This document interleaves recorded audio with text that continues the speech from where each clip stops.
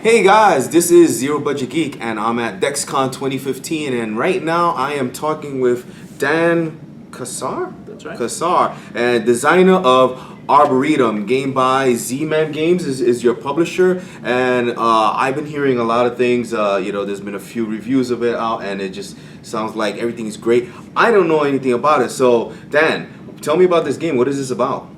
So Arboretum is a traditional style card game for 2 to 4 players, plays in about 30 minutes. And traditional style meaning it's got kind of a rummy feel, but it still has enough depth and complexity to keep a gamer audience interested. All right, that sounds very cool. The cards are looking real. I mean, the production quality looks just absolutely fantastic. And I think what we're gonna do now is we're gonna cut to overhead view so you can explain how to play this game because I'm excited to learn how to play it. All right, let's do it. So to play Arboretum, we have a deck of 80 cards when you have 4 players. With less players, you'll have less cards. You remove 2 suits per player less than the maximum, which is 4. So you'll have 8 suits with 3 players or 6 suits with 2. Each color in the game has cards numbered 1 through 8, and each card is unique in the deck. And the way the game is played is each player is dealt a hand of 7 cards, and each player has their own personal discard pile. On your turn, you draw 2 cards. Each card that you draw can be drawn from the top of the deck or from the top of any player discard, including your own. After you draw your cards, you can play a card to your Arboretum and then discard to your own discard pile. And so the first card you play, you're going to play face up in your tableau. And each subsequent card is laid orthogonally adjacent to one of the cards you've already played. So over the course of the game, you'll be laying out new cards and trying to build paths that you will score at the end of the game, which is triggered when the deck runs out. A path is any series of adjacent cards that are numerically ascending in value that start and end on the color on a single color that's being scored. So, for example, I could have a path here in white. I could do 1, 2, 4, 5, 6, 8 because these are always going up in value. I skipped the 3 here, but that's okay. And it starts and ends on the same color. So 1, 2, 3, 4, 5, 6 cards is a 6-point path. Plus, you get a bonus of 1 point for the 1 and an additional 2 points for an 8. So altogether, this path would score 9 points. Oh, so that's great. So you can actually skip numbers as long as the next one's just higher sequentially. Interesting. Yeah, that's right. So the cards don't have to be sequential as long as they're always growing. Okay. So I could also score this path here in purple, 2, 3, 5, 7, 8. It starts and ends on purple and reuses some of the same cards that I used for my first path. Oh, that's cool. So you can reuse it. And actually, so the path doesn't even need to be linear. Like, it doesn't have to be a straight across or anything like that. You can bend and turn. That's exactly right. So I can also make the path in green going 2, 3, 5, 6, 7. I can double back on myself as long as the numbers are always going up and I start and end on the same color. Okay, that's great. Yeah. Now, if I have a path that's all the same color and at least 4 cards long, 2, 4, 5, 7, then that is worth double. So rather than just 4 points, I would get 8 points for this path. Okay, that's great. So, right, so when the end of the game is but there's a catch. You can build your Arboretum and have all these great paths that you like to score. However, each color will only generally score for 1 player. And that player is the one with the highest total value of cards for that color remaining in their hand at the end of the game. So you have a hand of 7 cards. Each turn you're drawing 2, playing 1, discarding 1, so you always end up with 7 at the end of the game.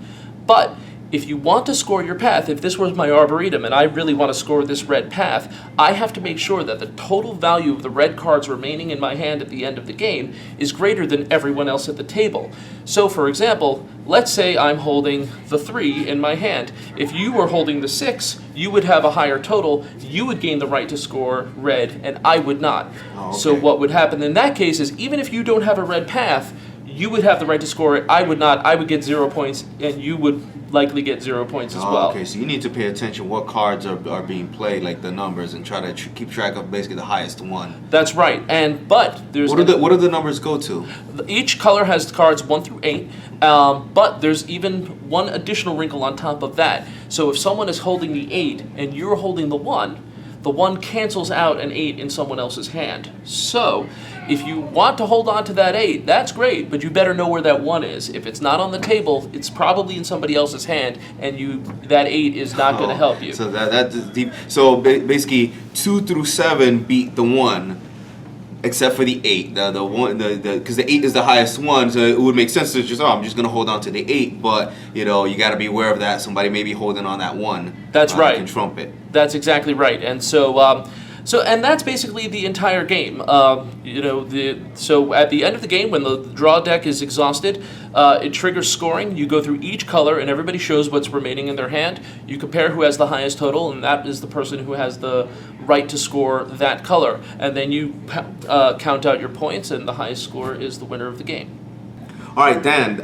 It sounds like what everybody's saying is true. Everybody keeps just raining accolades on this game, and it sounds really good. Sounds very simple. Like I got everything right away, and I actually, already understood the strategy. And I'm one of those guys that it takes me a while. I got to be halfway through the game when I go, aha, oh, now I know what to do. And this will be the same thing for me, but I think I would be a little that aha moment will be a little bit earlier in the game rather than when I'm already losing. So Arboretum looks it just looks really good. It's a small little box, and you said how long again did you say it takes? About 30 minutes. Like 30 minutes. So that's great. It's a great filler game, but it looks like it looks like it's a simple game to play. But like to really win, you gotta put your thinking cap on a little, because you gotta pay attention to what's going on around you. So now this game is published by Z-Man Games, so this is out now. Like if somebody wants to buy it, where they can go to Z-Man Games, and that's right. They can go straight to Z-Man Games. You can get it on Amazon.com. You can get it at your friendly local game store. It's out in distribution and out there in the wild. So go ask for it, and you can get it. It's out there in the wild. I see what you did there. But Dan, thanks for taking this time to explain the game to me. I'm really excited to give it a try. And guys, if it sounds interesting to you, make sure to check it out. So Arboretum by Dan. Thanks for being here. Thanks for watching, guys. I'll see you on the next video. Thank you for checking out a United Geeks Network family member. If you enjoyed it and are looking for other online media with a geek culture slant, head over to UnitedGeeksNetwork.com, where you will find Indie Conquest, a blog helping indie board game designers succeed, providing useful resources from designing games, utilizing Kickstarter, and finally manufacturing and distributing your games. The United Geeks Network. You can broadcast your geekiness at UnitedGeeksNetwork.com.